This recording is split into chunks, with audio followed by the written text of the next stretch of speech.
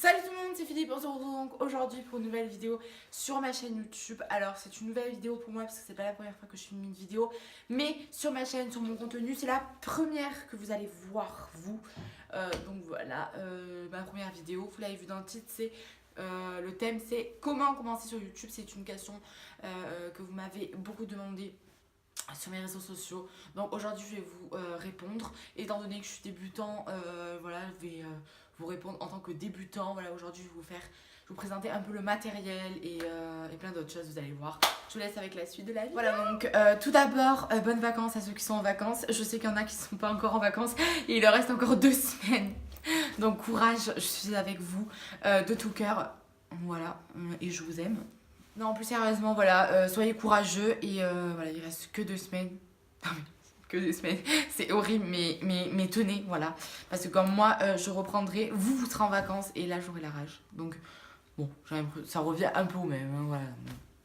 Voilà, bref, commencer sur YouTube. Alors, tout de suite, je vais vous parler du matériel. Alors, quel matériel il faut pour commencer sur YouTube? Alors, aujourd'hui, moi, je vais vous faire une liste de matériel de débutant, étant donné que je suis débutant et je vais me baser par rapport à mon matériel.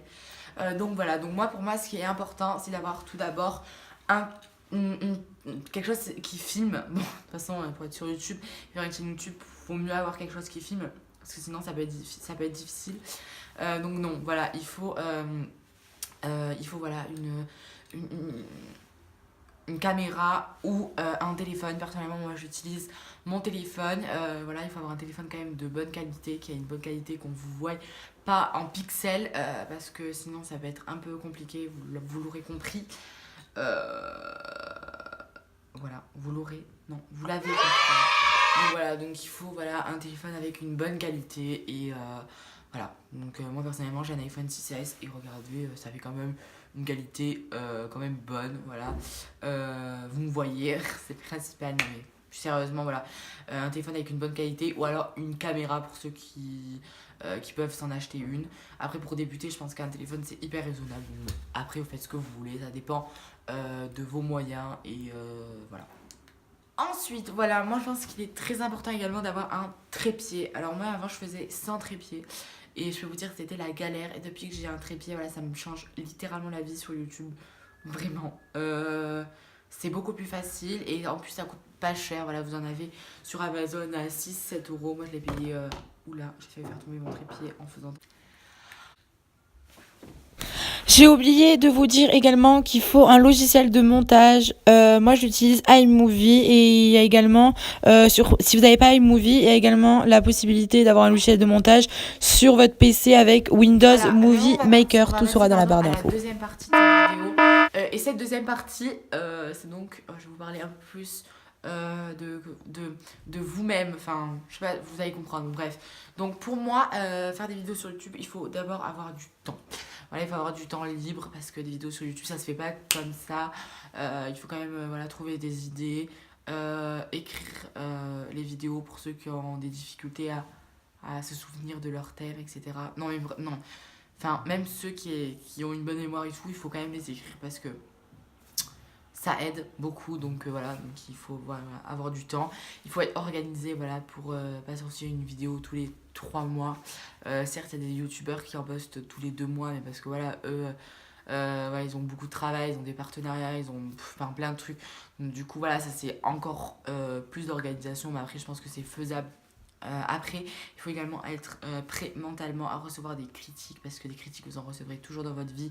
Et sur YouTube, il faut le dire, malheureusement, plus, parce que vous êtes exposé à beaucoup plus de gens. Et parfois, ouais, il y a des rageux et des gens hyper bizarres qui commentent vos... Enfin, des gens hyper cons, il faut le dire, qui commentent vos vidéos, voilà, avec des critiques. Moi, ça m'arrive. Mais après, voilà, il faut se dire aussi que derrière, il y a quand même beaucoup de positifs. Il y a beaucoup de personnes qui vous soutiennent aussi. Il y a des haters et il y a des... non, pas fans. J'aime pas dire fans, mais genre, il y a des gens qui vous suivent. Voilà. Donc voilà, il faut s'attendre à avoir des critiques. Voilà, ça c'est quelque chose qu'il faut que vous ayez en tête. Et ça, c'est un travail à faire sur soi-même. Donc voilà, moi personnellement, j'ai réussi à le faire. J'ai pris quand même 2 mois à le faire. Mais bon, ça se fait avec le temps. Voilà. Donc vraiment faire un travail sur soi-même, c'est hyper important les gars.